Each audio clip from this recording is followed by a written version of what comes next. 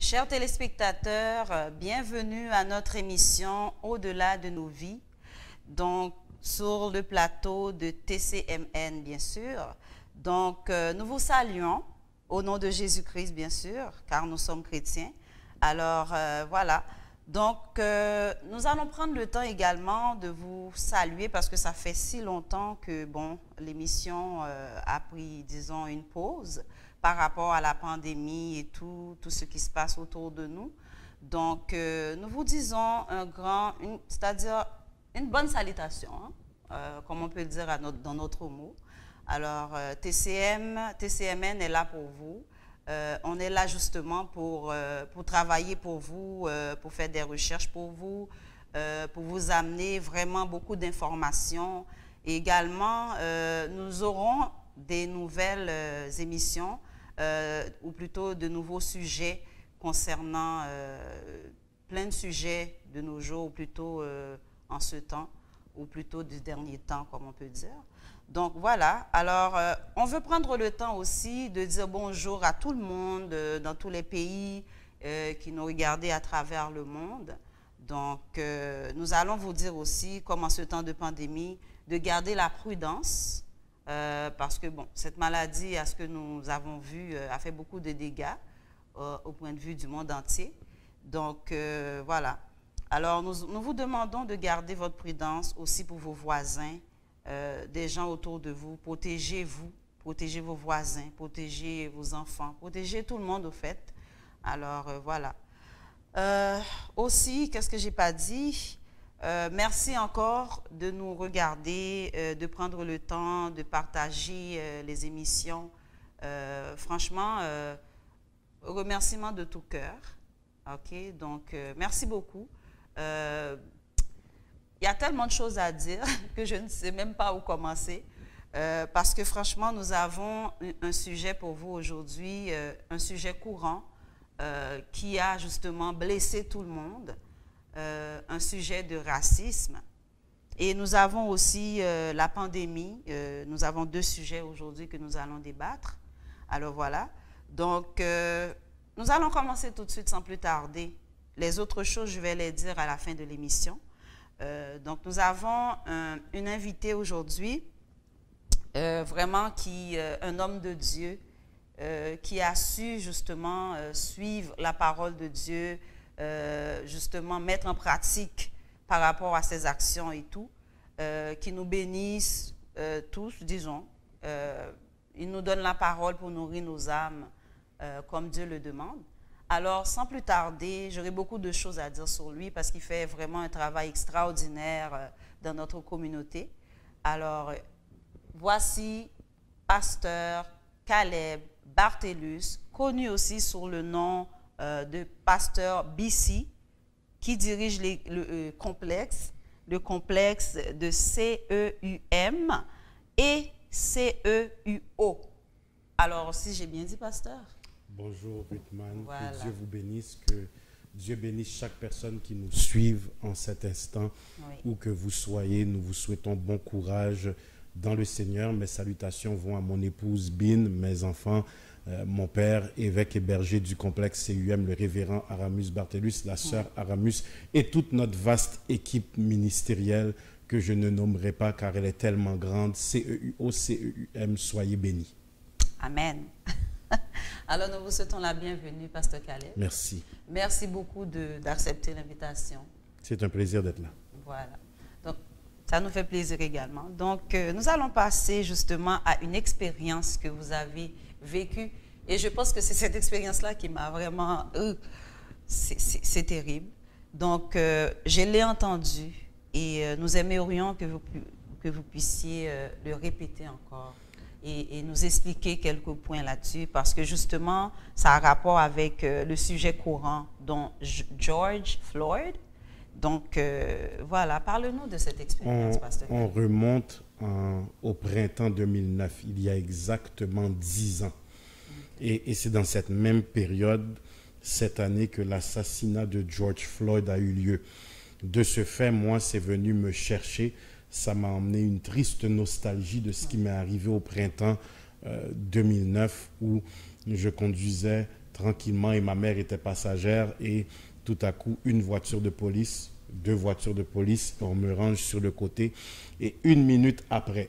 Le temps est important pour vous montrer à quel point les recherches n'étaient pas abondantes, à quel point il n'y a pas eu un effort d'identification. 1 minute après, j'étais en état d'arrestation. On demandait à ma mère de quitter le véhicule. Quelques minutes après, le towing arrivait pour remorquer mon véhicule et on m'embarque maintenant dans le véhicule de police. Et je leur dis, j'ai des longues jambes, pouvez-vous avancer le siège? Et on me répond avec arrogance, vous n'êtes pas en première classe ici, vous êtes dans une voiture de police et vous savez pourquoi on vous arrête. Hier, vous avez battu une policière à la place Versailles, vous l'avez piquée à tel endroit, vous êtes dans une enquête pour trafic de drogue. Et je leur dis calmement, le Saint-Esprit me dit clairement, reste en silence et reste calme. Reste en silence et reste calme, car n'eût été du fait que le juste marche avec assurance, en créole on dirait ou peut ça ou fait ou pas peut ça ou pas fait, n'eût été de cette assurance de savoir que je connais mon Dieu et comment je marche pour lui. J'aurais pu avoir une réaction où je dis non, vous ne me passerez pas les menottes, non, vous ne me fouillerez pas. J'aurais pu avoir une réaction qui crée une bagarre ou qui crée un assassinat ou un taser gun. Le Saint-Esprit m'a dit reste calme et automatiquement j'ai compris. Ils ont une arme, je n'en ai pas. Ma vie est entre leurs mains. Et ce que je dirais à tous mes frères noirs qui se font arrêter injustement, premièrement, soyez vivants pour vous défendre à la cour. Soyez vivants pour plaider votre cause devant un juge. Souvenez-vous que celui qui vous arrête a une arme et certains d'entre eux qui sont mauvais, car tous les policiers ne sont pas mauvais. Tous les policiers ne sont pas méchants, mais certains d'entre eux attendent une réaction. Certains d'entre eux rêvent du jour où ils ont utilisé leur taser gun ou leur revolver sur un jeune noir. Donc, restez calme et soyez vivants pour vous défendre à la cour. Et une fois arrivé dans la voiture de police, ils m'emmènent au poste. Arrivé au poste, ça prend 30 secondes pour qu'ils prennent mon ADN et ils disent « On aimerait tellement s'excuser.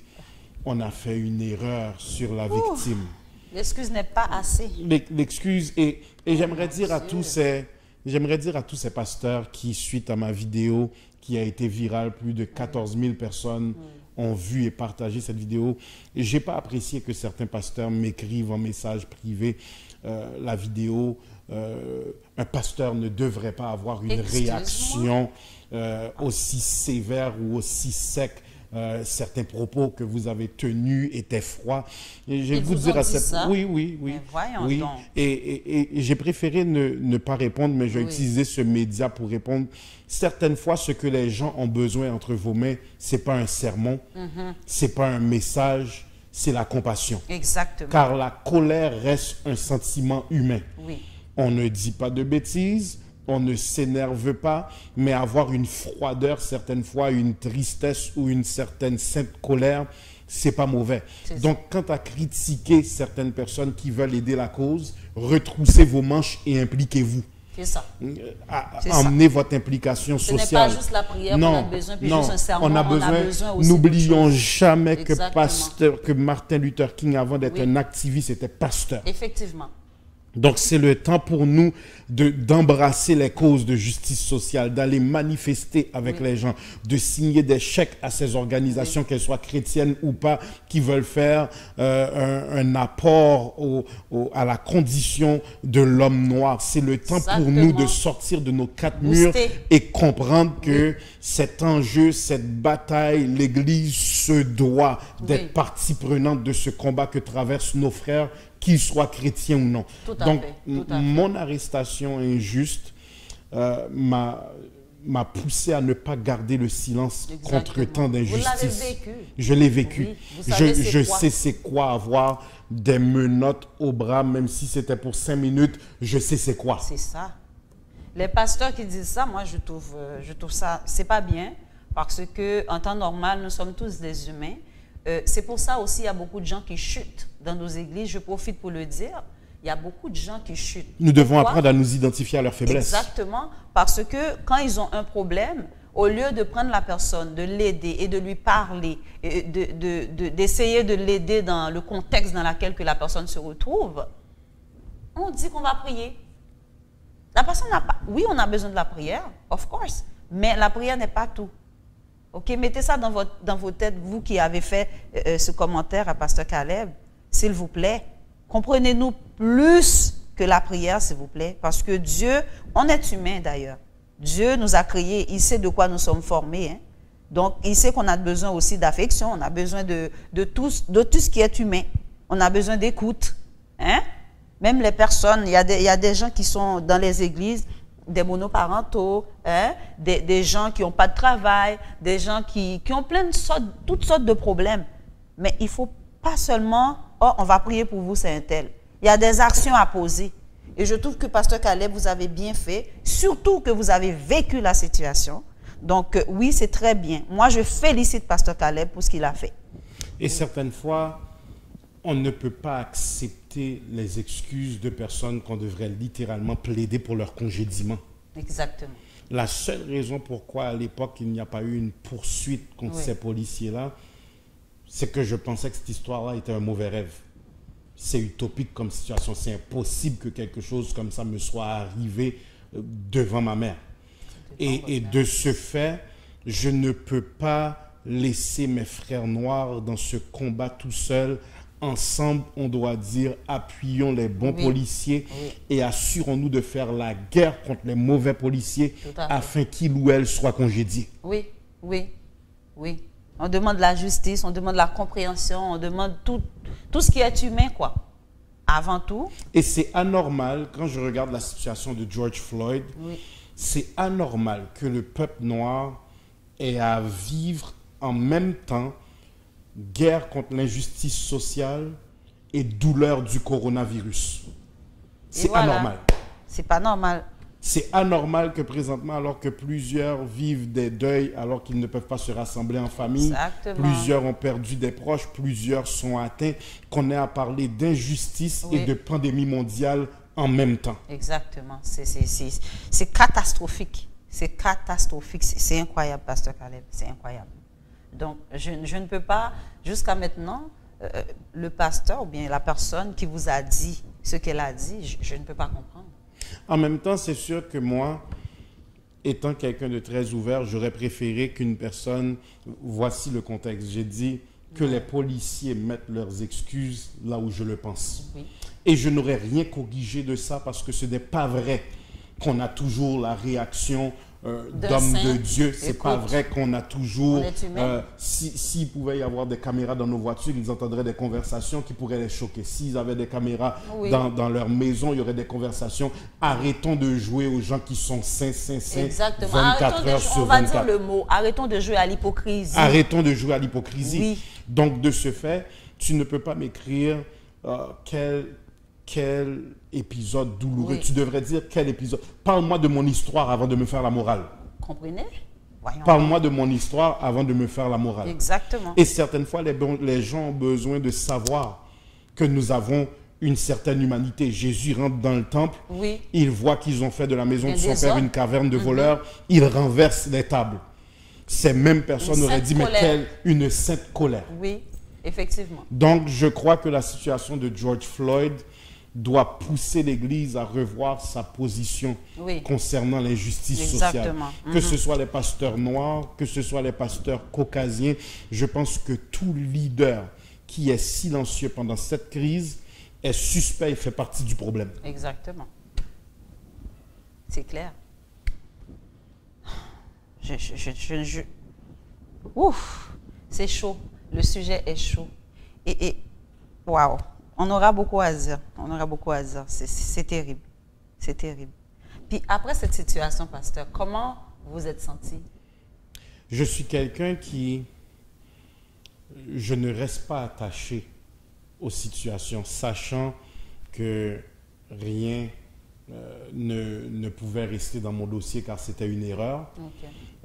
J'ai tout de suite passé à autre chose, mais il y a d'autres choses que les gens... Est-ce que ça vous a marqué? Ça ne m'a pas marqué, ça m'a amené à m'identifier aux souffrances de mon peuple. Ah bon? Ça m'a amené à m'identifier aux souffrances de mon peuple. Je vous donne un exemple. Je sortais de chez mes parents à Valmont. On m'arrête, puis ça, je peux donner 4 témoignages comme ça à différents endroits. La police m'arrête automatiquement. Je veux donner un conseil à mes frères noirs. apprenez à dire aux policiers ce que vous faites. Faites tout pour rester vivant aussi en avant que ça puisse être. Oui. OK, mon permis se trouve dans la coudoir. Je vais ouvrir la coudoir, monsieur l'agent, pour vous donner mon permis. Ne commencez jamais à... Pourquoi? Je me suis fait arrêter au moins à 5 reprises. C'est à qui la voiture? Je suis propriétaire de la voiture. Avez-vous une raison pour laquelle vous m'arrêtez? On veut savoir c'est à qui la voiture. Que faites-vous dans ce quartier? Que faites-vous comme emploi pour conduire ce véhicule? À plusieurs reprises, tantôt avec ma famille, tantôt avec mes parents, tandis qu'on va à notre campus d'Ottawa, juste arrêter sans aucune raison pour poser la simple question, c'est à qui la voiture? Pouvez-vous baisser les fenêtres en arrière? Pouvez-vous finalement pouvoir que tu repars sans contravention parce qu'ils n'ont rien trouvé? Finalement, ils vous disent, ben, quand vous roulez sur la 3e voie, conduisez plus vite parce que c'est une voie de déplacement, sinon mettez-vous au milieu. On cherche des prétextes pour nous arrêter, mais dès qu'un noir conduit un certain type de voiture, et un certain type de voiture, que ce soit Cadillac, que ce soit Lexus, que ce soit Mercedes ou BMW, il doit y avoir quelque chose de croche si un noir a une voiture comme ça. Cela veut dire qu'il faut qu'on conduise des voitures LED, il faut qu'on conduise des voitures LED ou qui, entre guillemets, ressemblent à notre ethnie. Hey. Donc, je m'identifie aussi à ces histoires-là dont on va arrêter quelqu'un pour savoir, donnez-moi vos papiers. Mais on n'a aucune raison. C'est à qui la voiture? Faites juste collaborer, aussi énervant que ça puisse être, mais revenez vivant pour vos femmes, revenez vivant pour vos enfants, revenez vivant pour ceux qui vous aiment, mais ne faites jamais de force ou d'arrogance avec une personne qui a l'arme, qui a une arme qui contrôle votre vie. Déstabilisez-les par votre calme. Exactement, exactement. C'est un bon conseil, Pasteur Caleb, parce que des fois, moi, je me suis fait arrêter par la police une fois aussi également. Cette fois-ci, je pense, j'amenais quelqu'un justement chez eux, mais je ne connaissais pas la route. C'est la première fois que je faisais cette route, c'était la plaine, quelque chose comme ça. Donc, moi, j'habite à Montréal. Toute ma vie, c'est Montréal. J'ai grandi à Montréal. Donc, je ne connais pas cette partie de route-là. Donc, la police m'a arrêté. Pourquoi? Parce que j'attendais une lumière et je regardais. La police m'a arrêté juste pour ça. Mais quand on m'a arrêté, j'ai dit, attends une minute, est-ce que je rêve ou bien la police est derrière moi pour m'arrêter? Qu'est-ce que j'ai fait? Je suis en règle, ma voiture est en règle, j'ai payé mon permis, tout est fait. Qu'est-ce qu'il y a? Donc, j'ai dit, monsieur l'agent, pourquoi vous m'arrêtez? Il me regarde, il me dit, ben, c'est parce que vous avez l'air suspect. Est-ce que... Vous comprenez? C'est terrible. J'ai dit, pendant que Pasteur Caleb disait ça, je me suis rappelé d'avoir une rage en dedans de moi. Je me suis rappelé. J'ai eu cette rage. Mais il faut se calmer, hein, guys. Il faut se calmer. Oui, ils étaient blancs. Okay? Comme on dit, ce n'est pas tous les policiers qui sont méchants. Donc, il y en a qui sont gentils, oui, mais comme certains, comme Pasteur le dit, certains sont bizarres ou bien, je ne sais pas, ils sont sûrement une frustration, je ne sais pas, inconnue. Hein? Moi, qu'est-ce que j'ai fait? Ben, je suis restée calme. J'avais la rage, oui, mais je suis restée calme. Donc, j'ai dit, OK, alors, parce que je regarde pour voir où est-ce que j'allais, parce que j'amène cette personne chez elle. Donc, je ne connais pas la route. Je ne suis pas d'ici, monsieur l'agent. Donc, si vous voyez que je suis suspect, c'est donc à cause de ça. Et il me regarde. J'ai dit, OK, monsieur l'agent, vous voulez quoi? Votre permis. J'ai dit, pas de problème. J'ai sorti mon permis, je lui ai donné. Quoi d'autre? Vous voulez quelque chose d'autre? Votre assurance. Ah, OK. Voilà. Je reste comme ça. J'ai dit, est-ce que c'est correct maintenant? Est-ce qu'on peut partir? Ou bien, est-ce que je peux profiter pour vous demander tel rue, c'est où à peu près, s'il vous plaît? Eh bien, c'est ça. Donc, ça a été fait comme ça, mais c'est terrible. Vous savez pourquoi, Ruthman, nous combattons ce combat contre l'injustice sociale? Parce que ces mêmes policiers-là ont un mot d'ordre pour comment traiter les habitants de Westmount, comment traiter les gens d'Outremont, comment traiter... Il y a des réactions qu'ils n'auront jamais à Val-des-Brises, il y a des réactions qu'ils n'auront jamais à Valmont, il y a des réactions qu'ils ne se permettront pas d'avoir à Fontainebleau. Mais ils ont ces réactions-là pour ceux qui habitent à Montréal-Nord, qui n'ont pas de pouvoir, qui n'ont pas de pouvoir, qui sont dans des quartiers peut-être moins nantis. Donc, on envoie dans ces quartiers-là un mot d'ordre aux policiers, traitez-les comme des riens. OK.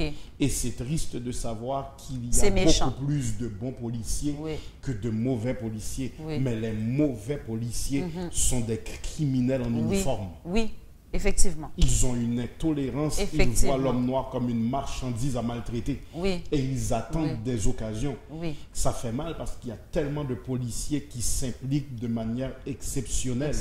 Mais les mauvais coups des faux policiers enlèvent l'accent sur les bons policiers. Et il y a une manière qu'ils vont traiter quelqu'un à Westmount, les poursuites seront tellement abondantes qu'ils n'auront pas le choix de se corriger. Exactement. Et ils ont les moyens pour payer. Ils ont les moyens. De ce fait, il y a des interventions qu'on verra seulement dans certains quartiers. Oui. Il y a une rapidité avec laquelle la police vient, ce sera seulement dans certains quartiers. Oui. Dans d'autres quartiers, c'est toute une autre déontologie, toute une autre approche. Wow. Est-ce que, je veux dire, est-ce qu'il y a, je pense qu'il y a une raison où il y a quelqu'un qui les pousse à faire ça. Qu'est-ce que vous en pensez? C'est le racisme. Le racisme. C'est le racisme, c'est l'intolérance. C'est capital de comprendre qu'un policier doit être une personne qui protège. Une personne qui inspire la paix, une personne qui inspire normalement, ça devait être ça. Oui. Par contre, il y a tellement d'entre eux qui sont racistes, qui peut-être vivent des conflits dans leur vie, vivent des bisbilles, vivent un manque de paix interne, et ils cherchent qui ils vont emmerder ce matin, qui ils vont piquer ce matin. Ne serait-ce que maintenant, à l'ère des réseaux sociaux, ne serait-ce qu'une vidéo dans leur visage et ça déraille déjà. Hey.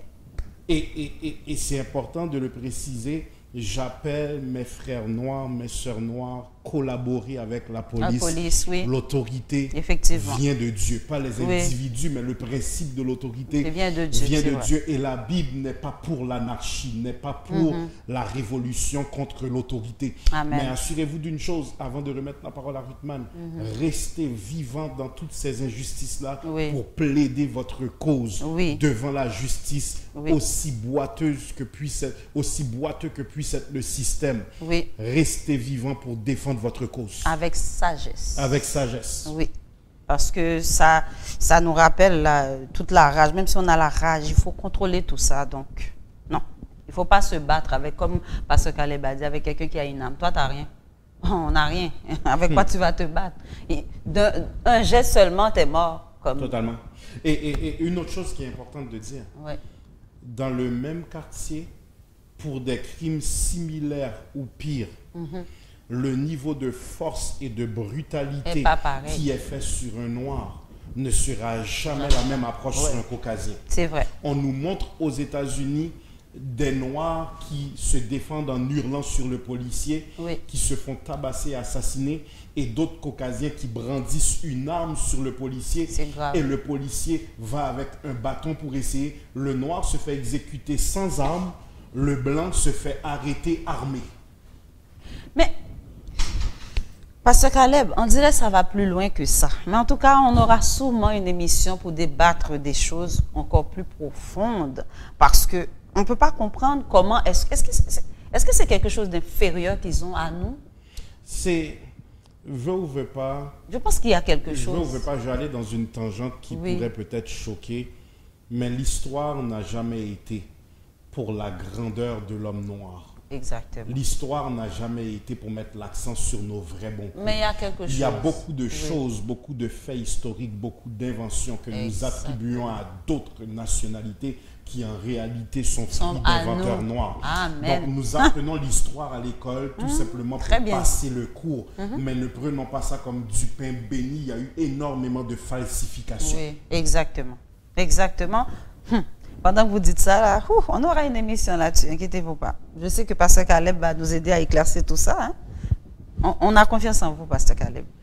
On va revenir là-dessus. Mais c'est vraiment triste pour George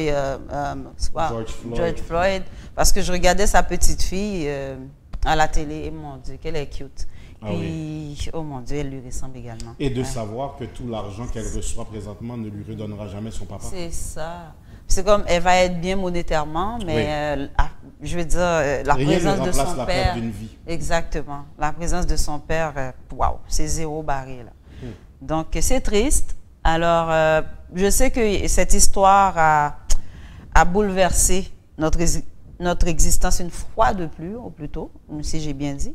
Une fois de plus, nous avons encore à débattre d'autres sujets comme ça. Ce sont des phénomènes à répétition. Exact, voilà. Merci, Pasteur Caleb. C'est un mot comme ça que je cherchais pour englober le tout. Donc, je sais aussi que les jeunes ont été très touchés parce que, justement, au centre-ville, il y en a beaucoup qui ont été manifestés. Oui. Donc, ça veut dire que ça a touché tout le monde. Ce n'est pas seulement à Montréal, mais à tous les États aux États-Unis. Hein? Donc, on aura aussi des jeunes qui vont venir s'exprimer sur ce sujet, donc à une prochaine émission. Alors, nous avons pour vous des bonnes choses qui s'en viennent. Restez à l'écoute et nous allons vous revenir après la pause. La première station de télévision multiculturelle de la langue française au Canada est à Montréal. Téléculturel Média, TCM TV, une nouvelle chaîne de télévision de catégorie C avec une licence de CRTC. Reportage. Juste pour vous, en direct du Parlement du Québec. C'était Daniel depuis Haïti pour Téléculturel Média. Retransmission, nouvelles. Bonsoir mesdames, messieurs, voici les informations à Téléculturel Média. Théâtre, émission enfantine, sport. Ici Serge-Édouard Morisseau.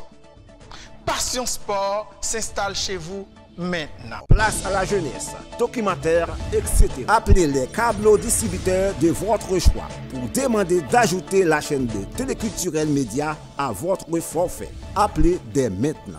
Vidéo 3 1877 512 09 11. Belle 1855 538 98 19.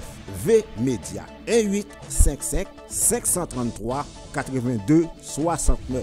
Char direct 1888 554 78 27. TCMN Téléculturel Montréal, chez vous, pour vous, sur votre petit écran.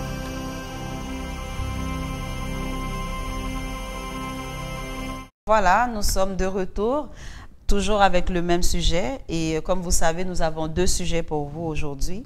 C'est sur le corona, COVID-19, plus George Floyd qu'on a commencé avec. Donc, nous allons terminer justement avec les questions que j'ai prises à des gens, ou plutôt que j'ai demandé à des gens de s'exprimer. Ils m'ont donné ils m'ont donné des questions à poser à Pasteur Caleb.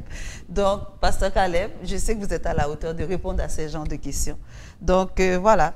Alors, il y a une fille qui demande comment expliquer à nos enfants la réaction, c'est-à-dire l'action raciale. Comment expliquer ça à un enfant? Mais premièrement, il faut inculquer à l'enfant cette culture de royauté.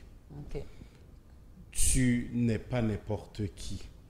Et si tu es aussi attaqué, c'est que certaines personnes essayent de masquer ton plein potentiel ou veulent t'obstruer pour que tu ne saches pas quelle est ta réelle identité.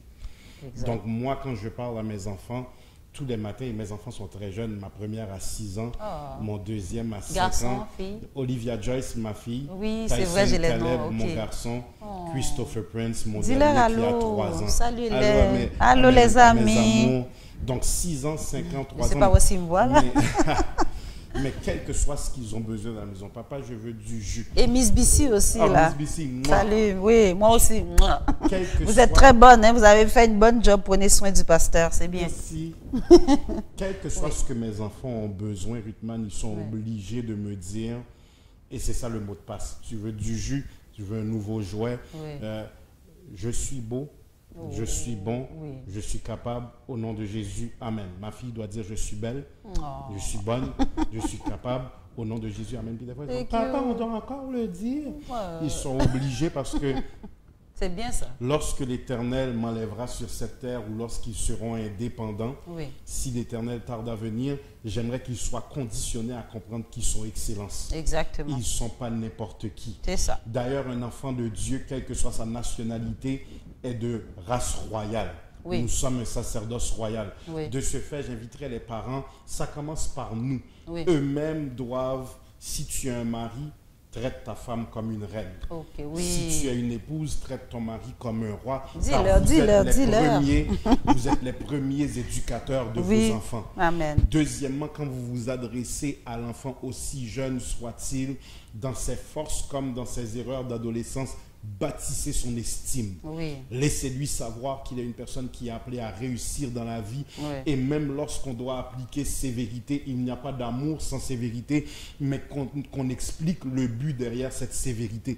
C'est que vous êtes appelé à grandir dans un monde qui est contre vous. Oui. Vous êtes appelé à grandir dans un monde où on vous appelle désavantagé. Vous êtes appelé à grandir dans un monde où vous aurez à entendre des expressions extrêmement arrogantes comme minorité visible. Oui. Donc gardez toujours la tête haute et n'attendez pas que les autres vous respectent. Imposez-leur le respect. Yes. Bien dit. Imposez-leur le respect. Bien dit. Très bien répondu. Et j'espère que vous êtes satisfait à la réponse. Voilà. Donc, la deuxième question, c'est quel est le moyen peut-on prendre pour le racisme à part manifester? Premièrement, mis à part manifester, lorsqu'on veut passer un message clair, on se doit d'être solidaire et attaquer la culture du capitalisme. Lorsque je veux regarder la caméra quand vous répondez. Lorsque j'envoie un message clair à ceux qui nous oppressent, et il n'y a rien de mal à ça parce que présentement, lorsqu'on entend le Premier ministre Legault parler dans les conférences de presse, même pour les masques, il dit consommons noir, consommons québécois. Achetons nos masques faits par des compagnies québécoises. Assurons-nous d'investir, achetons québécois pour redémarrer l'économie. Et moi, je dis à tous mes frères et sœurs, à compétences égales, pourvu que le service à la clientèle, la qualité soit au rendez-vous, prioriser un entrepreneur ou une entreprise noire, car les Juifs ont leur synergie économique, les Italiens ont leur synergie économique, les Asiatiques ont leur synergie économique. Et voici comment nous fonctionnons. Dr Caillot aime le dire comme suit. Nous achetons nos fruits chez les Maghrébins, nous nous faisons enterrer dans les salons funéraires italiens, nous nous marions dans les salles italiennes, nous nous faisons enterrer dans les salons funéraires italiens, mais il n'y a aucune économie qui roule dans la communauté et tout l'argent de la communauté sert à enrichir les autres communautés. Et lorsque nous sommes dans des prises d'injustice sociale, ces communautés-là ou ces PDG-là, certaines fois, ne marchent pas avec nous, n'émettent pas de communiqué, ou des fois, ils vont parler, mais ils parlent très tard juste pour sauver leur face. Donc, nous devons bâtir une synergie économique où, premièrement, nous encourageons les entrepreneurs noirs qui respectent notre argent. Parce que j'ai préféré aller vers une autre nationalité qui me donne de la qualité. C'est pas consommer noir à n'importe quel prix. C'est pas consommer noir et puis m'entrer dans un restaurant, pas qu'à recevoir un bonjour, pas qu'à recevoir service à la clientèle. Non, mais c'est consommons noir là où il y a la technologie, là où il y a l'excellence, là où il y a la jovialité, le service à la clientèle. Et c'est comme ça que nous bâtirons une synergie économique. Une communauté pauvre ne sera jamais respectée. Et la Bible elle-même dit la sagesse du pauvre est méprisée. Exactement. Alors, waouh, moi j'aime tellement qu'est-ce que vous dites, pasteur. Je m'en allais dire, waouh, le complémentaire, mais vous l'avez dit, vous avez tout dit. Donc, le service à la clientèle des Noirs, s'il vous plaît, mesdames et messieurs, s'il vous plaît, un sourire d'accueillement. Hein? Est-ce que ça se dit, Pasteur Caleb? Un sourire. Accueille-nous par un sourire. Oui, souriez quand vous dites bonjour, madame. Hein? Souriez. Ou sinon, prenez des cours. Moi, je donne des cours. Si vous voulez, vous pouvez m'appeler. Je vais vous donner mon numéro même. Donc, moi, j'avais un service à la clientèle. On m'a donné 5 sur 5. Pourquoi? Parce que je sais, quand j'arrive, voici un conseil. Pour faire ça, vous allez arriver très facilement, vous allez y arriver facilement à le faire. Pourquoi? Parce que pensez à vous-même. Quand vous allez quelque part, comment aimeriez-vous qu'on vous accueille? Pasteur Caleb? Certainement. Donc, quand vous mettez à la place de la personne ou bien à la place du client, vous allez pouvoir très bien servir cette personne-là. Pourquoi? Parce que vous n'aimeriez pas arriver quelque part et on vous sert mal. N'est-ce pas? Certainement. Moi, j'aimerais pas ça, Pasteur Caleb. Non. Personne n'aimerait pas ça. Donc, ce que vous allez faire, vous allez vous mettre à la place de la personne que vous accueillez.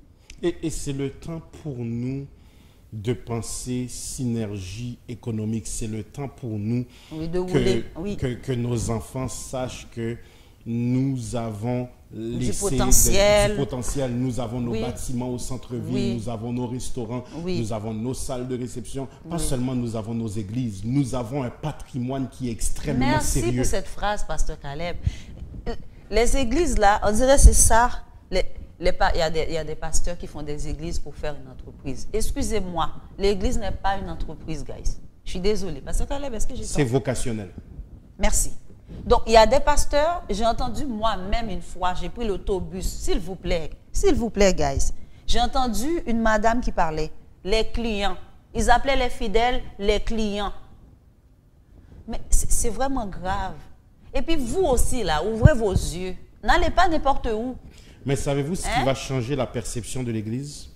Ce qui va changer la perception de l'Église et ce qui va même créer une méga évangélisation.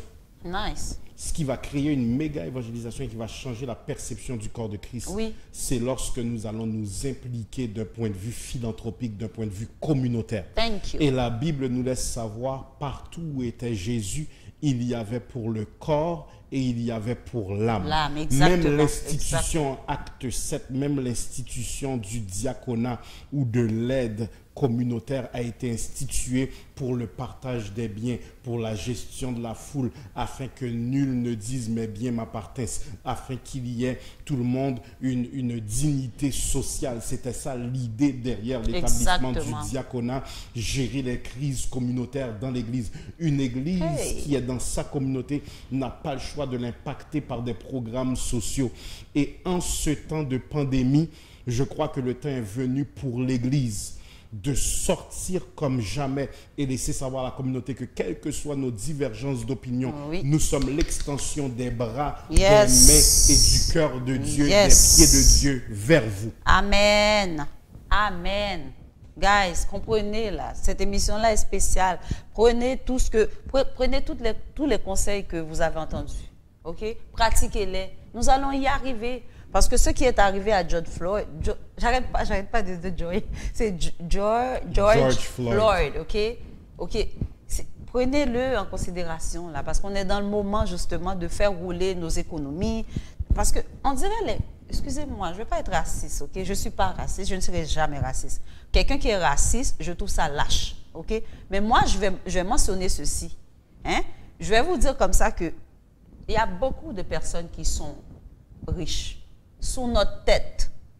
D'accord? Et ça, nous aurons une émission là-dessus. Inquiétez-vous pas. Parce que l'heure avance, on doit avancer, parce qu'on a des choses malheureusement à faire, quotidiennement à faire. Donc, on va avancer. Mais, on vous promet une émission là-dessus. Inquiétez-vous pas. Donc, on va passer aux troisième question, Pasteur Caleb. Bon, on a déjà fait la troisième question. On va aller en quatrième question, ok? En tant que chrétien, est-ce qu'on doit rester les bras croisés? Hein? Ce qu'on disait. C'est impossible pour quelqu'un d'être chrétien et accepter l'injustice. Ratez pas ça. Le fondement du trône de Dieu même, c'est la justice. Merci. Le fondement du trône de Dieu, c'est la justice. Amen. Et allons plus loin. Oui. Si un chrétien pense qu'il doit rester silencieux face aux injustices qui sont faites à ses frères, il n'a plus jamais le droit de prêcher la vie de Moïse. Merci. Très bien dit. Amen. Amen. On continue. Je pense que c'est clair. Je vais passer aux sixième question. Qu'est-ce que l'Église pense de cette situation? Hein? L'Église, je vais parler pour le complexe CEUM. Je pense que... CEUO. Okay.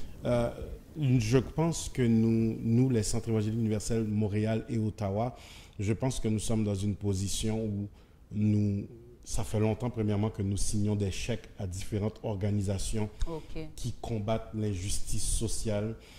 À Montréal, au Canada? À Montréal. Nous avons signé des chèques même dans le dossier des migrants, des milliers de dollars. Nous avons donné à la crise de migrants plus de 10 000 $. C'est bien. Merci bien. Nous avons même donné voiture dans la Nice. crise des migrants pour des familles en difficulté de C'est bien déplacement. Donc nous sommes très impliqués sur ce front-là. Et il y a plusieurs autres assemblées aussi Ok. qui sont impliquées. Nous ne sommes pas ostentatoires Oui. avec nos dons, nous ne sommes pas ostentatoires avec nos actions, Oui. mais je pense que davantage d'églises devraient quitter le cocon de la religion Merci et comprendre beaucoup, que Pasteur Caleb. tout cela nous regarde. Merci. C'est le temps pour nous de nous asseoir avec le gouvernement et dire sur la table des décisions, nous devons être là. Sur la table des grands enjeux, nous devons être là. C'est le temps d'appeler les organismes communautaires, les Oui. maisons d'Haïti et tous ces acteurs-là et dire « Et l'Église est là. Nous avons Oui. des masses de personnes Oui. qui peuvent vous aider Oui. à faire la différence. » J'ai appelé certains de mes frères avec qui j'ai de grandes divergences d'opinion et je leur ai dit « Messieurs, quelles que soient nos divergences d'un point de vue religieux ou nos divergences d'un point de vue approche, Oui. la cause de l'homme noir est ce qui devrait nous unir. » Amen. Et ils étaient totalement d'un commun accord avec moi. Ok. Et de ce fait, mardi soir, Dieu voulant, j'aurai une conversation avec certains d'entre eux. Et la conversation bien ça. s'appellera « Parlons noir ». Nice. Et c'est très bien. C'est où ça se passe? Ça va se passer sur Facebook à 19h30. On aura différents acteurs dans la communauté. Beverly Salomon, Ok. Greg Excellent, Ok. Kevin Calix, Thierry Lindor. Tous des personnes qui sont des poids lourds dans leur domaine C'est et bien ça. qui aiment voir l'homme noir exceller, Exceller. qui aiment voir l'homme exceller. C'est bien Parce ça. que j'ai un amour exceptionnel, moi, pour tous ces pasteurs caucasiens Ouais. qui m'ont écrit pour dire nous condamnons ce qui s'est fait. Et j'aime voir les pasteurs caucasiens. Comment ils s'expriment, c'est bien. S'exprimer. Et il y en a qui restent Ouais. silencieux, mais c'est pas grave. J'aime ceux Ouais. qui s'expriment parce que ce combat, si nous sommes chrétiens, c'est supposé être le combat de tous. Thank you. Thank you. Exactement. Il y a des pasteurs, je sais, qui vont rester les bras croisés. Hein? Et la honte, c'est pas ces pasteurs caucasiens qui ne parlent pas. Hein. Mm-hmm. La honte, c'est ces pasteurs haïtiens, ces pasteurs noirs, ces pasteurs africains qui continuent l'évangile comme si de Comme si rien rien n'était. n'était. Aïe, Ne aïe, aïe. feront pas l'annonce des différentes manifestations qui auront lieu, ne vont pas émettre de communiqué. Donc pourquoi demander nous aux sommes pas autres au d'être ciel. sensibles? Pourquoi demander aux autres d'être sensibles à nos causes si nous-mêmes nous continuons comme s'il n'y avait pas de cause? Et voilà. Et voilà. Nous ne sommes pas au ciel. Nous sommes encore sur la terre. Comment la Bible dit encore, pasteur? Nous sommes du monde. Nous mais sommes dans le monde, dans mais le nous ne monde. sommes pas du monde. Exactement. Merci, pasteur. Mais n'oublions pas que nous sommes dans le monde encore. On a un Thank you. mandat à accomplir. Thank you. Au point de vue politique, Ah oui, oui, oui. économique, qu'est-ce qu'il en, comment dirais-je, quel qu'il en soit, ok?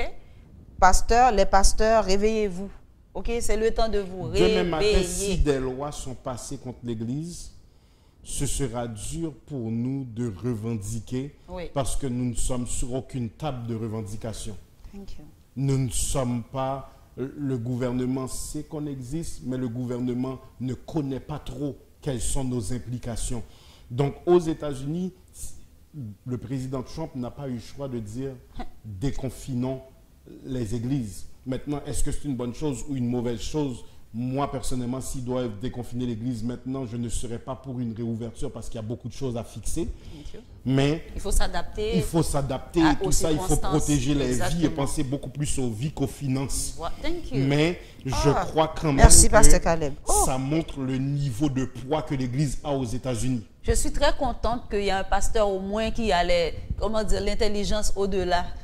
On va dire au-delà du réel, ok? Parce que réellement, je sais qu'il y a beaucoup de pasteurs qui sont frustrés. Il y en a même, j'en ai vu plusieurs, ok? Mais je vais prendre un en exemple. Ils ont menacé les fidèles. Si les fidèles ne donnent pas leur dîme, ils vont quoi encore? Ils vont les excommunier. Ok? J'ai déjà entendu ça. Je ne sais pas si vous avez entendu. Non, mais je sais que personnellement, en cette saison, plusieurs traversent cette saison avec une précarité financière Oui. sans pareil. Je crois que ceux qui peuvent Mais donner... Ben, déjà, il n'y a pas forcément de bail. C'est les wabaye pour ça bail bail. Deuxièmement, je pense Hey. que dans ce temps de précarité financière, remercions Dieu pour tous ceux qui donnent et cherchons à savoir si ça va bien pour ceux qui ne donnent pas. Exactement. Car la personne qui ne donne pas, on ne sait même pas présentement si elle arrive à faire toute l'épicerie qu'elle devrait faire pour sa famille. On ne sait pas. On ne sait pas. Donc, ce n'est pas le temps de mettre l'accent sur les choses périssables, c'est le temps de valoriser l'humain. Thank you. Merci Seigneur, il y a un pasteur qui comprend tout. Félicitations, pasteur Caleb. Donc, nous allons passer à la dernière question avant de rentrer au Corona. En tant que noir, on demande, est-ce qu'on doit avoir peur de la société? Non. Au contraire, je pense que nous devons comprendre, et là maintenant je parle pour les chrétiens, nous devons comprendre que nous avons de la valeur aux yeux de Dieu. Okay. Nous devons comprendre également d'un point de vue géographique et historique, certains des plus grands protagonistes de la Bible sont des Noirs. On les a falsifiés d'un point de vue théologique par dessein, on les a rendus peut-être caucasiens ou ceci, cela, mais certains grands héros de la Bible sont des Noirs. Et maintenant... Ce sujet-là, pasteur Caleb, est tellement délicat parce que justement, on va préparer une émission là-dessus. Parce que je sais que ça peut être... ça va prendre toute votre heure là. Mais on n'a pas à avoir peur de la société. Oui. On doit, je reviens à ça, imposer à la société le respect. Voilà. Maintenant, comment allons-nous l'imposer? Ce n'est pas seulement dire je suis noir, tu dois me respecter. On ne peut pas demander aux autres communautés de nous respecter quand le premier facteur qui anéantit l'homme noir, c'est son propre frère noir. Wow. On met beaucoup d'accent sur les attaques qui viennent des Caucasiens, les attaques qui viennent d'autres peuples, mais l'homme noir a besoin de se réconcilier avec son frère. Thank you. Okay? La raison pourquoi la police peut entrer dans un quartier comme Montréal-Nord, que ce soit P9 ou que ce soit certains quartiers chauds, et faire ce qu'ils veulent, c'est que certaines fois, ils n'ont même pas à... La plupart des crimes qui sont faits, c'est nous autres qui nous entretuons entre nous. La police vient juste compléter ce que nous débutons. Exactement. Donc, si on veut imposer aux autres peuples de nous respecter, commençons à nous respecter nous-mêmes. Là de gang de rue et ceci. Certaines personnes qui disent je suis membre de gang de rue, je revendique tel territoire. Certaines fois, donnez-leur un stylo, donnez-leur une carte, demandez-leur Montréal-Nord commence où, Montréal-Nord termine où.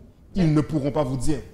Mais c'est juste Goumen, Yab Goumen. Donc l'homme noir maintenant doit commencer à voir son frère et dire on combat la même cause, va falloir monter le pantalon. Exactement. On combat la même cause, va falloir agir d'une manière où nous comprenons que nous sommes royauté, va falloir agir d'une manière où même lorsque l'autre voudrait dire, nous ne lui donnons pas raison de parler. Tout à fait. Donc on se respecte entre noirs, on consomme noir, on salue notre frère, qu'on le voit dans la rue, même si on ne le connaît pas. Oui, tout à fait. Dernièrement, je conduisais... J'ai aimé ça quand vous avez dit ça. Oui, c'est important. J'ai aimé ça. J'ai croisé quelqu'un, chemin faisant, qui avait une très belle Mercedes S550, 100 000 $. J'ai baissé ma fenêtre et j'ai dit, très belle voiture, hein? Roule-la bien et prends-en soin. C'était... Un frère. Et j'ai dit, prends soin de toi, mon homme.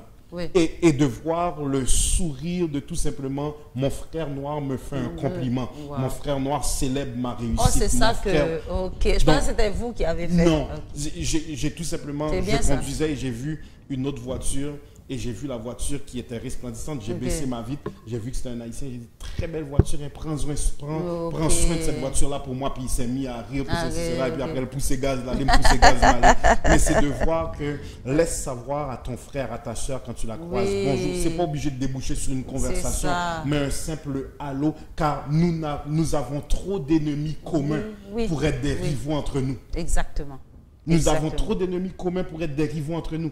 Lorsque nous allons développer cette unité, nous n'avons pas à avoir peur de la société parce que cette société, en grande partie, nous aidons à la développer. Exactement. D'un point de vue éducationnel, l'argent nous la donne en pile. D'un point de vue, on fait rouler l'économie avec nos hypothèques, on fait rouler l'économie même avec nos églises, on fait rouler l'économie avec tous ces gens-là qui travaillent dans le domaine de la santé, qui payent des taxes, on fait rouler l'économie avec toute cette ligue de chauffeurs de taxis. Nous comptons, nous valons et nous contribuons. Yes! Belle phrase. Répétez-la encore, pasteur. Nous comptons, nous valons et nous contribuons.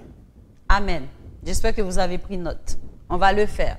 Mais en même temps, comme on a dit, les gens qui font les travaux, c'est-à-dire les entrepreneurs, s'il vous plaît, Vous savez qu'est-ce qu'on a dit déjà, donc on n'a pas besoin de répéter. Hein, Pasteur Caleb? Exact. Merci beaucoup. Donc, on voit le temps filer. On va regarder. Bon, on a du temps pour passer à quelques questions. On ne va pas prendre toutes. Hein. On va juste prendre les plus élaborants. On va prendre la seule, Caleb, ici, le 7. Quelle sera la vision de l'Église après cette pandémie d'après vous? Je pense que d'un point de vue psychologique, l'Église devra, et j'ai eu la conversation avec le très honorable Dr Eden McGuffey, et ça m'a impacté énormément et j'aimerais partager un peu le contenu de notre conversation. L'Église devra mettre sur pied, identifier quels sont nos psychologues, quelles sont nos personnes qui peuvent aider à la relation d'aide, car il faudra Vous voulez dire des gens qui, justement, ont étudié dans dans le domaine et qui pourront aider ces personnes qui, pendant le coronavirus, ont peut-être une famille de 300 personnes, mais ont dû faire des funérailles avec 10 personnes. La famille a dû peut-être regarder un proche mourir et tu regardes l'enterrement par Internet. Peut-être que tout le monde ne pouvait pas assister à la mise en terre. Donc, il y a une tonne de personnes qui sont mortes sans avoir reçu d'au revoir et le deuil n'est pas encore fait. Et le deuil est douloureux. Il y a des gens qui ont perdu énormément d'un point de vue financier.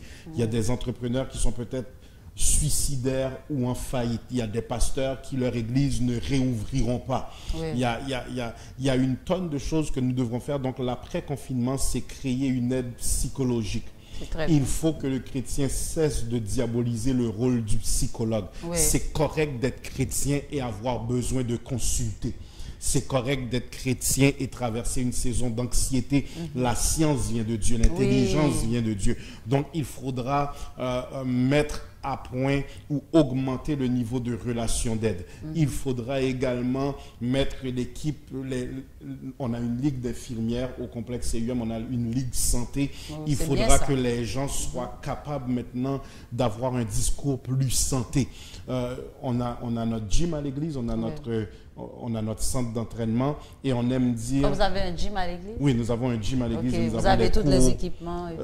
On n'a pas les équipements parce que c'est plus de l'aérobie, du Zumba ou des choses comme ça, mais on a des coachs certifiés. Mais on aime dire aux gens, on veut une église en santé spirituelle et en santé physique. Donc j'aimerais que l'église, après le confinement, mette beaucoup d'accent sur l'importance de s'entraîner, l'importance de boire de l'eau, l'importance du repos, l'importance de bien s'alimenter, l'importance de varier son menu, car on ne met pas assez d'accent là-dessus, mais la réalité, quel que soit le niveau de prophétie qu'il y a sur ta vie, si ton corps ne peut plus suivre toute prophétie après sous la terre ou près l'embattre. Amen. Bien dit. Donc l'après-confinement, on devra s'adresser à une dimension beaucoup plus holistique, beaucoup plus corps, âme et esprit, et pas seulement adresser les besoins spirituels. Il va falloir que les entrepreneurs qui réussissent dans l'assemblée, les coachs de finance soient capables de dire l'importance d'un bon crédit, l'importance, ratez pas ça Ruthman, l'importance d'économiser. Comment se bâtir des économies pour que la prochaine crise ne nous surprenne pas. Amen. Et ça, c'est que ce soit l'Église ou les membres de l'Église. Nous devons, en tant que chrétiens, adresser la mentalité, briser la mentalité du chèque par chèque. Dieu, on doit arriver dans une dimension où Dieu nous bénit tellement qu'il y a 6 mois d'hypothèque qui dort sur le compte. Que ce soit pour l'Église comme ce soit pour vos maisons personnelles. Donc la crise ne vous surprend pas, elle vous emmène tout simplement à vous ajuster.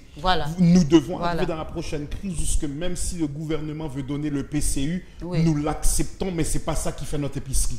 Nous l'acceptons, mais ce n'est pas ça qui vient nous sauver réellement, car nous sommes enseignés à savoir comment gérer nos finances sans manquer dans nos dîmes, sans manquer dans nos offrandes.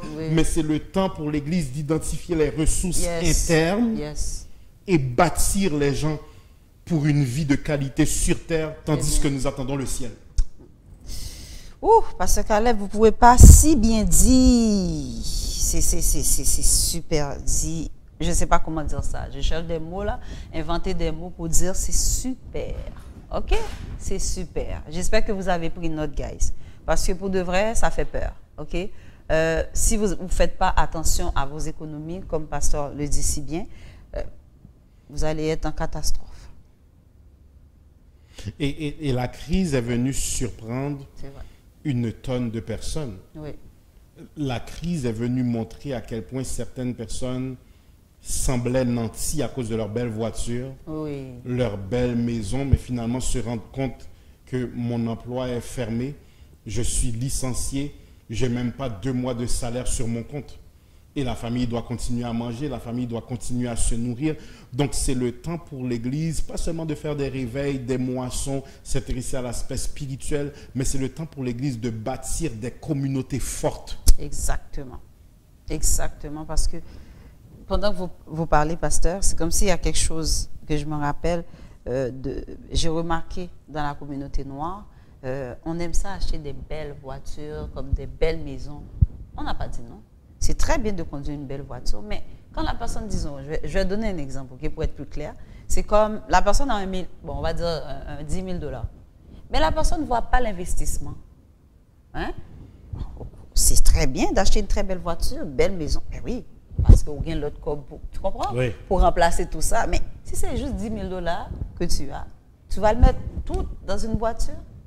Et tandis que, je sais qu'à l'école, on ne nous a pas appris vraiment l'économie en profondeur, mais tout de même, il y a quelque chose que je ne vais jamais oublier, que j'ai appris à l'école, et que quand tu achètes une voiture, c'est une perte. C'est une perte, ça dévalue à un rythme exceptionnel. Merci beaucoup. Automatiquement, avoir quitté le sanctuaire, 30% de la valeur du véhicule est déjà partie le premier mois. Oui. De ce fait, c'est important pour nous d'arriver dans une dimension où nous enseignons aux gens l'importance d'avoir des économies. Yeah. Si on a 5 000 $, dépenser en 1000, c'est 4 000 là. Oui. Et je pense que c'est le temps pour nos frères pasteurs d'identifier les différentes ressources, les différents professionnels de l'Assemblée et créons des séances de travail où ils peuvent éduquer le peuple, ajouter à ce qu'ils reçoivent à l'école et dans les différents séminaires. Mettons nos équipes au travail pour bâtir des communautés fortes. Si une église développe son peuple d'un point de vue économique, elle n'aura plus jamais à se soucier des dîmes et des offrandes. Pasteur, elle m'a vu une machine à l'église, oui. Wow, mettez-moi problème, s'il vous plaît. Mettez-moi problème. Que Dieu bénisse l'église où tu vas et ses pasteurs qui font un excellent travail. Ah non, franchement, vous avez tellement bien expliqué ça. Et si vous faites tout ce que vous dites là, waouh, félicitations, chapeau. Nous le faisons. Chapeau. Nous avons des gens qui pilotons la vision, donc nous nous assurons toujours d'avoir des séminaires sur les finances, des cours de cuisine. Nous nous intéressons littéralement, et beaucoup d'autres pasteurs le font aussi, mais nous nous intéressons littéralement, pas seulement au développement spirituel, mais au développement holistique, professionnel de tous nos membres. On a l'aide aux devoirs. Nous avons différents programmes sur pied pour le développement d'une communauté forte. C'est bien, c'est très bien dit et vraiment bravo, chapeau. Continuez comme ça, pasteur, parce que c'est vraiment merveilleux. Je ne sais pas si vous avez quelque chose, une dernière affaire à dire au peuple. J'aimerais dire au peuple de Dieu, premièrement, merci à toute l'équipe de TCMN de m'avoir invité. Je vous remercie, Ruthman, Hilaire Absalon et toute l'équipe. Vous êtes fantastiques. Je prie que l'Éternel vous envoie encore plus loin. À vous tous qui me suivez, mes frères et sœurs dans le Seigneur, j'aimerais vous dire bon courage. Ces derniers mois ont été difficiles. Certains d'entre vous avaient perdu des proches. Certains d'entre vous avaient traversé une saison de précarité financière.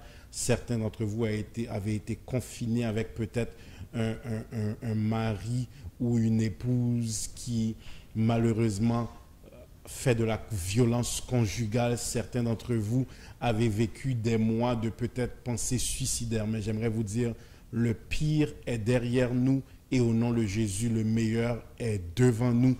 Et si vous respirez encore, c'est que l'Éternel a encore des projets pour votre vie. N'oubliez pas de le célébrer, car respiration égale exaltation. Et très bientôt, vous serez dans vos assemblées en sécurité pour élever la majesté du Dieu de la vie. Amen. Amen. Merci beaucoup, Pasteur Caleb. Ce fut un plaisir. C'est très bien et vraiment, merci de tout cœur également. On vous trouve comme pasteur. Continuez comme ça dans votre humilité et que Dieu vous garde et qu'il vous bénisse et continue à vous donner encore plus de connaissances pour l'avenir parce que la pandémie, ça a quand même fait un grand dégât. dans nos esprits, c'est terrible. Donc, Dieu vous garde, votre famille, et vous serez toujours en bonne santé au nom de Jésus-Christ. J'envoie le sang de Jésus sur votre famille, sur votre assemblée. Amen. Au nom de Jésus-Christ. Amen. L'Éternel est grand. Alors voilà, donc franchement, on ne sait pas quoi dire dans tous ces genres de situations. Toujours est-il que nous vivons un moment de racisme. Alors, comme vous avez bien entendu le pasteur, il vous a conseillé de rester calme et de faire tout ce que la police vous demande de faire. Donc, ce serait bien de le faire avec sagesse. Et même si vous avez une rage, contrôlez ce rage, parce que de toute façon, la colère, on dit sainte colère pour nous les chrétiens, parce qu'on est humains, mais la colère diabolique ne vient pas de Dieu, et les rages diaboliques ne viennent pas de Dieu. Des rages saintes, comme on dit, ça reste en dedans de nous, et on le contrôle avec sagesse. C'est pour ça qu'on l'appelle sainte. Pas vrai, pasteur? Donc, c'est pour ça qu'on l'appelle sainte. Alors, gardez en vous la fierté d'être noir, et vraiment rester branchés. Vous autres qui êtes chrétiens, ben, continuez à prier et priez pour ceux qui n'ont pas encore accepté Jésus. Et nous allons traverser ça ensemble, cette pandémie inconnue. Donc le Seigneur est toujours là avec nous. Nous n'allons pas lâcher. OK? Donc c'est le conseil de TCMN pour vous. Alors nous allons continuer avec les infos. Si vous avez besoin de quoi que ce soit, nous sommes une télévision justement branchée pour vous et nous sommes toujours là pour vous. Donc, vous pouvez toujours nous téléphoner au 514-643-0172 ou nous écrire à téléculturelmedia@gmail.com. Et aussi, nous avons d'autres plateaux où est-ce que vous pouvez aller directement pour nous regarder. Cette émission passera à 7 h tous les jours, je crois. Donc, vous pouvez toujours aller à centraltv.fr canadienne. Excusez, je recommence. centraltv.fr, ok, canadienne. Après ça, TCMN. Ça veut dire vous cliquez sur tout ce que j'ai dit, puis par la suite vous tombez sur nous. Parce que sur les plateaux, il y a beaucoup d'autres channels. Alors voilà. Donc pour ce faire également, nous serons bientôt à Vidéotron, Bell Canada ou Bell. Donc nous serons là en numérique. Alors voilà. Nous avons sûrement d'autres infos, mais l'heure nous fait défaut. Donc nous allons vous quitter là-dessus. Que Dieu vous bénisse, que Dieu vous garde. Et nous vous disons un grand merci pour l'écoute et nous vous disons à la prochaine. Bye bye. La première station de télévision multiculturelle de la langue française au Canada est à Montréal. Téléculturel Média, TCM TV, une nouvelle chaîne de télévision de catégorie C avec une licence de CRTC. Reportage. Juste pour vous, en direct du Parlement du Québec. C'était Daniel depuis Haïti pour Téléculturel Média. Retransmission, nouvelles. Bonsoir mesdames, messieurs, voici les informations à Téléculturel Média. Théâtre, émission enfantine, sport. Ici Serge-Édouard Morisseau. Passion Sport s'installe chez vous maintenant. Place à la jeunesse, documentaire, etc. Appelez les câbles distributeurs de votre choix pour demander d'ajouter la chaîne de Téléculturel Média à votre forfait. Appelez dès maintenant. Vidéotron 1877 512 09 11.